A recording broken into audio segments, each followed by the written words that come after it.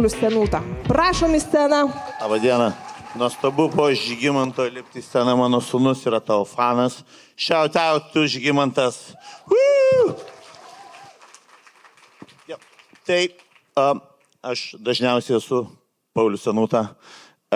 Ir šitas pasakojimas, ką aš jums papasakosiu, tai yra toksai turbūt puikiausias atspindys mano begalinio abejingumo viskam, kas supa mane gyvenime. Ir turiu tokį savybę, nieko negaliu su ją padaryti. Ir tas begalinis abejingumas, jisai prasideda tada, kada su Atomic Garden aš įrašinėjau laidą, Sandra duoda mano kontaktą Simonai, Simona man skambina porą mėnesių atgal nuo šiandien ir sako, Pauliau, ar tu galėsi pakalbėti Fail Night'ose? Į ką aš sakau, taip, nepagalvojęs, kas tai yra. Ir sakau, dabar neturiu laiko, labai užsiėmęs, mes galėsim po mėnesio pakalbėti ir panašiai. Po mėnesio jis su manim susisekė, Pauliau, jau reikėtų temą galvoti. Ir aš galvoju, jo, aišku, temą galvoti yra labai nesunku, nes fail, ta prasme, gyvenimas yra vienas didelis failas. Sunku atsirinkti, kuris čia yra toksai pats smagiausias failas. Ir sakau, gerai, pradėsiu galvoti, sako, bet gal tu, Pauliau, nori su manim pasitarti? Ir aš sakau, jo, žinoma, noriu pasitarti, nes iš tikrųjų esu pasimetęs, nežinau apie ką čia. Aš nežinau, kas vyksta tame Fail Night'ose, aš esu girdėjęs, kad yra toks pasaulyje formatas, žinau, kad jisai vyksta Lietuvoje. Ir mes susiskambiname su Simona. Aš važiuoju automobiliu ir jį labai rimtų veidų, nors aš nematau, jos įrodau, bet aš įvaizduoju, kad jį labai rimtų veidų. Ir sakau, Simona, kas ten pas jūs vyksta? Ta prasme, realiai ten kokius nors bajerius pasako. Sako, oi ne, Pauliau, ne, žinok, ten visko būna kiekvienas labai. O ta prasme, o kas būna visko? Būna labai tokios rimtos, labai virdančios istorijos. Būna, žinai, kažkas va taip iš širdies, sugriebęs. O sakau, ne, Pauliau, nebūtinai bajeriai. Ir aš tada važiuoju ir galvoju, okei, nebūtinai bajeriai. Bajeris toks lengvas emocinis būdas atsistumti, saugioj zonoje likti. Galvoju, nebijau, davai aš pabandysiu kažką tokio labai rimto papasakoti. Ir jai duodu iš tikrųjų rimtą istoriją iš savo gyvenimo. Sako, gerai, puikiai, Pauliau, susisiekime. Gerai, susisiekime, papasakoju ten, Pauliau, turi būti mažiau slaidų, to nuo 5-7. Ir tada sakau, aišku, tai gerai, sakau, o kur visa tai vyksta? Sako, K2. Čia prasideda antra mano savybė. Aš negaliu apsimesti, kad aš kažko nežinau. Ok, tai aš nežinau, kas yra tie Fail Night'ai, aš nežinau, kas K2, bet ok, K2, gerai, K2. Ir tada jau artėjant šitam jau pačiam įvykiui, pradėjau įsijungti, pažiūrėjau, blemba, visi bajerius kaldo. Gerai, gal bus kažkaip kitaip. Ir po to jau ateinu čia, žiūriu, fucking, this is comedy club. Gerai, tai šiandien mano pasakojimas bus visiškas pilno abejingumo parodimas, kur aš jums papasakosiu tikrą istoriją Comedy Night susitikime. Gerai, tai mes keliamės į 2019 metus. 2019 metai man buvo tokia nesąmonė metai. Aš kažkaip norėjau kažką išbandyti. Iš tikrųjų, aš padariau kelis dalykus. Vienas, aš parašiau pirmą savo knygą. Aš leidau. Antras, aš vedžiau. Ir galvojau, kažką aš turėčiau dar padaryti. Vienas iš dalykų, aš visą savo gyvenimą praleidau reklamoje, tai dienai mūsų įmonėje grupėje buvo apie 19 metų, aš apie 25 metus dirbau šitą darbę ir aš iš tikrųjų ieškojau kažkokios sferos į kitą, kurią norėčiau įsilieti ir kažką investuoti. Ir aš ieškojau verslų, į kuriuos aš galėčiau investuoti. Aš susitikau su įvairiais. Mes juos vadinam fuckuperiais, šiaip startuperiais vadinam, bet dažniausiai faktas, ką jie daro, yra fuckuperiai. Ir vienas iš tokių, atsimenu, buvo Zitis City ir aš klausiau ir labai neįtikinamai visą tai skambėjo, kol galų gale aš susitikau su 3 žmonėm, kurių 2 pažinojau ir kaip dažniausiai viskas pas mus vyksta labai. Čia tema čia yra, kad čia yra paslėpta žinutė ir jį hipnotizuoja po renginio, jūs man atiduosit pinigus. Susitikau su 3 žmonėmis, 2 iš jų pažinojau, vieną nepažinojau, kurie dirbo ties mintimi jau metus pradėti gaminti Lietuvoje augalinį pieną. Ir jame pastatyti fabriką ir jie ieškojo, kas galėtų būti dar partneris. Ir man atrodo, kad tai yra labai aktuali tema. Ir dar antras dalykas, kuris man atrodė, kadangi visą gyvenimą, ką aš darau, aš labai pasinėręs ir bandau visą tai valdyti ir žinoti, kas bus daroma, man atrodo, kaip fainai aš radau žmonės, kurie žino, ką daro. žino, ką daro, man galų galę nereikės savo rankomis visko daryti, aš galėsiu tiesiog pasijungti ir mes būsime viena komanda, kurie viską daro. Tai va, tai jie metus visą tai jau vystė ir lietuviams labai šventoje vietoje, šalia Gariūnų turgaus, mes iš tikrųjų 2019 metų pabaigoje pastatėme fabriką, tikiuosi čia yra video. Taip, tai iš tikrųjų visiškai absoliučiai normalų fabriką. Labai, ta prasme, mums pakankamai solidžios investicijos, tas projektas net toli 300 000 eurų, kuriame mes pradėjome dirbti su tuo, kad pagaminti pirmą lietuvišką pieną. Mintis, kokia jinai buvo ne tik tai, kad jisai būtų lietuviškas, bet kad jis būtų iš tikrųjų fabrikas. Kas susidūrė su gamyba, yra kas nors čionai? Jau, tai daugumą mes žinom, kad fabrikai šią dieną yra ne fabrikai, ne? Tai yra pakavimo linijos. Tai yra, kur tu sumaišai ir išparceliuoji, jeigu eiti į kokį nors Pergalės fabriką ar dar ką nors, jokio šokolado ten negamina, jie šokoladą pakuoja. Ne? Taip yra šią dieną.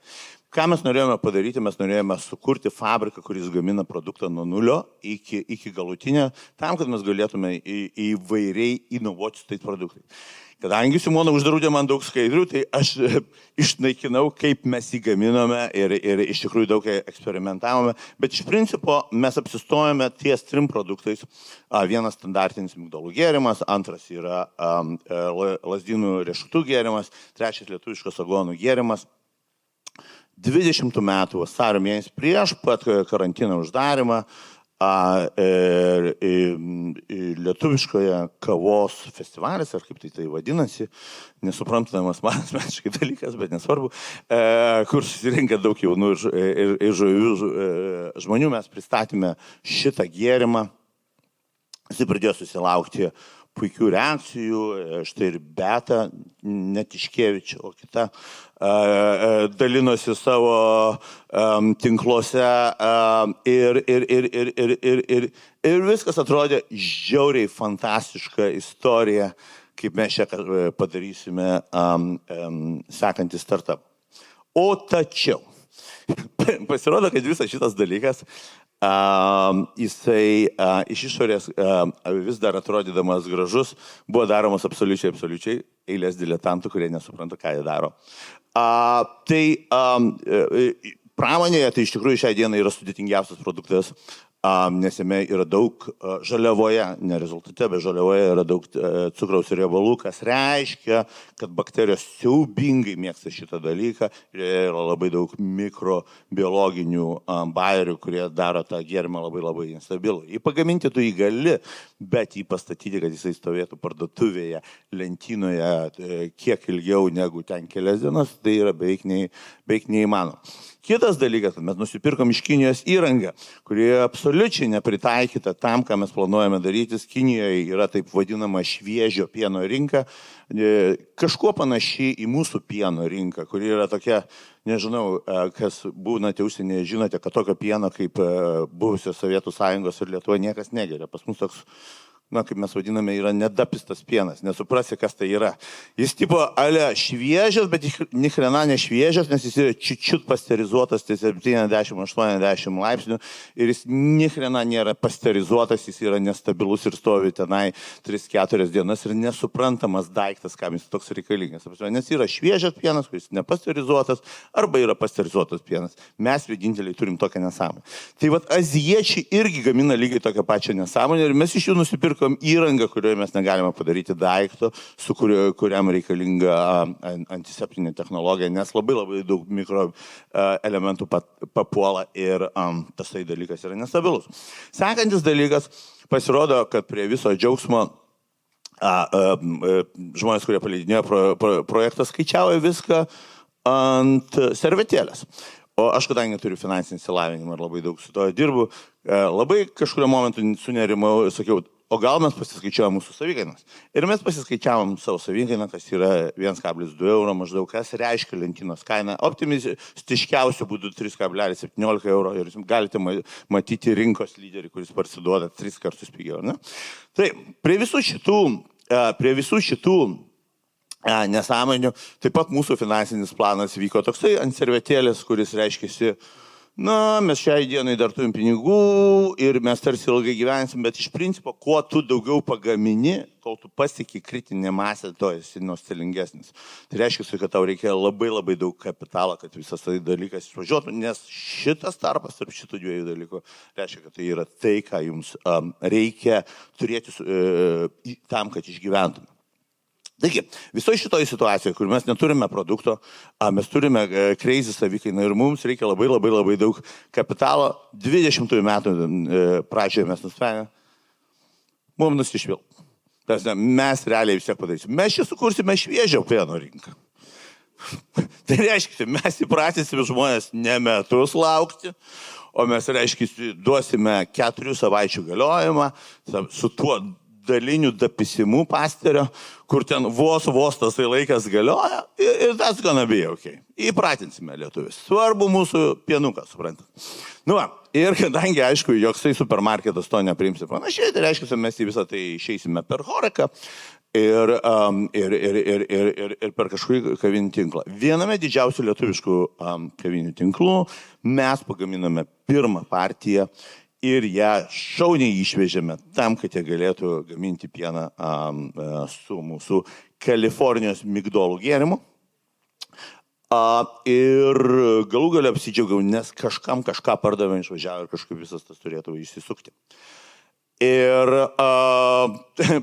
mes gana greitai gauname atsakymą iš savininko, kuriame yra pirma kavinė, antra kavinė, trečia kavinė. Jis netinkamas atiduoti klientui.